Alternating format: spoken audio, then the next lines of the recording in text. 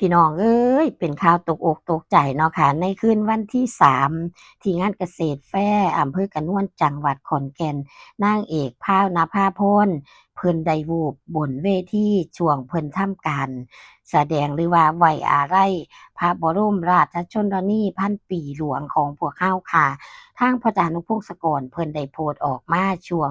ดึกนะคะเพิ่นบอกว่าร่วมส่งกำลังใจให้นางเอกพราวณภาพร นางเอกหมอลำอลังการโชว์มีอาการหน้ามืดเป็นลมขณะลำอาลัยพระบรมราชชนนีพันปีหลวงว่าซั่นค่ะคุณแม่ได้เห็นช่วงดึกๆตกใจนำค่ะคิดนำคือกันว่าอ้าวเป็นหยังอีกเนาะคือเป็นแนวนี้ว่าซั่นเนาะค่ะเพิ่นโพสต์พร้อมกับมีคลิปช่วงล่ำถวายอาลัยของน้องนางเอกพราวณภาออกมาให้ได้ชมกันเบิ่งอาการแล้วน่าเป็นห่วงค่ะพี่น้องค่ะในช่วงนั้นเนาะ น้องยืนล่ำอยู่ดีๆน้องก็เซถลาลงดีว่าลมบ่แห้งค่ะศิลปินหลายๆท่านที่อยู่ในเหตุการณ์อยู่ใกล้ก็ช่วยกันประคับประคองรวมถึงน้องคอปเตอร์เพราะว่าน้องคอปเตอร์นี่ก็ได้เป็นคนเป่าแคนให้นางเอกพราวณภานะคะในช่วงล่ำไว้อาลัยพระบรมราชชนนีพันปีหลวงเนาะค่ะนั่นล่ะค่ะเฮ็ดให้เราได้คิดนำเนาะในคืนนั้น เป็นจั่งใดน้อนะคะคุณแม่เองก็ได้ไปโพสต์เพื่อให้กำลังใจคือกันคิดนำหลายค่ะย้านเป็นหลายเนาะพี่น้องแต่สรุปแล้วน้องก็สามารถขึ้นมาทำการแสดงบนเวทีได้ค่ะพ่อจานุพงศกรเพิ่นก็ได้โพสต์ออกมาค่ะว่าสปิริตมากขึ้นโชว์ต่อได้เสยนางเอกใหญ่เฮาพราวณภาพรพรหมเหมาะว่าซั่นนะคะ โอ้ยดีใจพี่น้องบ่เป็นหยังหลายก็บุญคำบุญชูแม่นบ่ค่ะแล้วเพิ่นก็ได้ขึ้นทำการแสดงต่อให้ FC แฟนคลับได้ชมกันหลายๆท่านที่เข้าไปในกลุ่มปิดเพิ่นก็บอกอยู่ว่าเห็นจั่งซั้นก็ตะลึงกับเหตุการณ์คิดนำหลายค่ะนางเอกพราวนภาเนี่ยหลายๆท่านบ่ทันรู้แม่นบ่ค่ะว่าเป็นไผเนาะนางเอกพราวนภาก็คือคุณแม่ของน้องมินท์ลาลิตา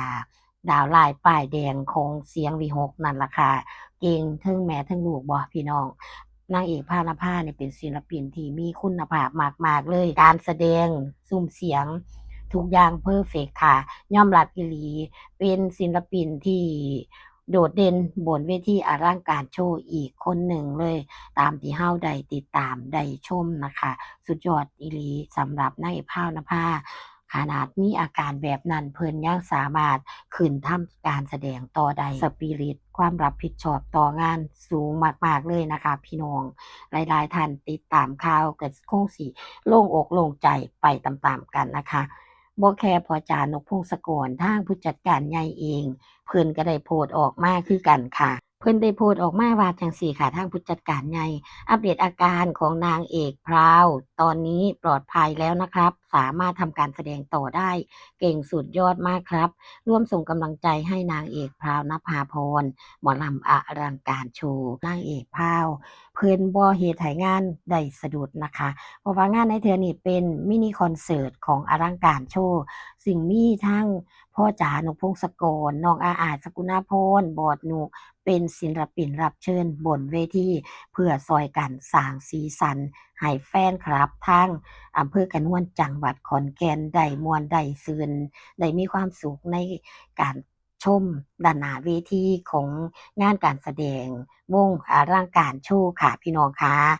ทางน้องมิ้นท์ ลลิตาลูกสาวเองเพิ่นก็ได้โพสต์ออกมาค่ะว่าแม่วูบเป็นลมหมดสติแต่ยังทำงานต่อได้ดูคลิปดูรูปแล้วตกใจทีแรกว่าเกิดอะไรขึ้นช่วงนี้แม่ไม่ได้นอนคิดมากและอีกหลายๆอย่างที่ไม่แน่ใจว่าเกิดจากโรคไทรอยด์หรือเปล่าสู้เด้อแม่บ่ไหวก็พักหนูเป็นห่วงขอบคุณคนรอบข้างที่มาช่วยแม่นะคะ กอดขวัญมาและก็ลงชื่อพราวนภาพรพรหมหมอกนะคะน้องมินท์ ลลิตาเพิ่นมีความเป็นห่วงเป็นใยแม่แต่ก็นั่นล่ะค่ะด้วยชีวิตจิตใจเนาะศิลปินหมอลำเนี่ยเพิ่นรักในอาชีพของเพิ่น และการที่ไปทำการแสดงไสๆก็แล้วแต่มันก็เป็นความสุขของเพิ่นที่สำคัญคือรายได้นั่นล่ะค่ะพี่น้องค่ะนางเอกพราวนภาเองเพิ่นก็มีแฟนคลับพอสมควรนะคะที่คอยติดตามคอยเบิ่งผลงานของเพิ่นอยู่เก่งคือกันเลยทั้งแม่ทั้งลูกนะคะบ่ว่าสิเป็นน้องมินท์ ลลิตาและก็แม่เพิ่นพราวนภาพรนะคะสวยเดะพี่น้อง เป็นแม่เป็นลูกกันเบิ่งแล้วบ่คือแม่คือลูกเดะปานว่าพี่กับน้องกันนั่นล่ะค่ะสวยพอๆกันบ่มีเข้าของความที่ว่าเป็นแม่ของมิ้นท์ ลลิตาเลยแม่นบ่พี่น้องหลายๆท่านก็สิบ่ฮู้เดะว่านางเอกพราวเนี่ยเป็นแม่ของน้องมิ้นท์ ลลิตานะคะสวยทั้งคู่เลยนะคะคุณแม่คุณลูกเนาะพี่น้องเนาะแล้วเพิ่นก็เดินสายเป็นศิลปินหมอลำ เอิ้นได้ว่าน้องมินท์ ลลิตานี่เพิ่นตามรอยแม่เพิ่นได้ดีมากๆเลยและฝีมือการแสดงบ่ว่าสิเป็นลูกหรือเป็นแม่แสดงเก่งทั้งคู่เลยนะคะคุณแม่เองก็รับบทที่ลูกสาวรับนั่นล่ะค่ะบนเวทีอลังการโชว์เนาะเก่งทั้งคู่เลยนะคะรับบทเดียวกันเลยเป็นตัวร้ายแล้วก็แสดงได้ดีเยี่ยมมากๆเลยค่ะเป็นสีสันบนเวที ร่างการโชว์อีกผู้หนึ่งคือว่านั่นล่ะค่ะพี่น้องค่ะดูแลเจ้าของพักผ่อนหลายๆก็แล้วกันในช่วงที่มีเวลาพักผ่อนเนาะเป็นกำลังใจให้นางเอกพราวนภาพรแม่ของน้องมิ้นท์ ลลิตาก็แล้วกันนะคะคลิปนี้ก็มาอัปเดตข่าวของนางเอกพราวนภาพรศิลปินร่างการโชว์กับพี่กับน้องกันแต่เพียงเท่านี้ค่ะขอบคุณทุกการรับชมรับฟังทุกกำลังใจ เจอกันใหม่ในคลิปหน้าสำหรับคลิปนี้ขอให้ทุกท่านมีความสุขสุขภาพแข็งแรงนะคะ สวัสดีจ้า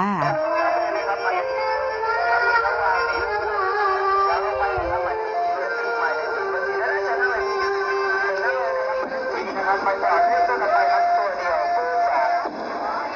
เบอร์ 2ด้านซ้ายยกมือแล้วก็บิงโกจะเป็นหมายเลข2นะครับตรวจสอบนะครับเบอร์ดูดีๆมีไหมรอบนี้นะครับพี่ไม้ผมก่อนจะกินหมายเลข2ไม้ผมก่อนลงกันสักก่อนก็ได้มีครับไม่มีนะ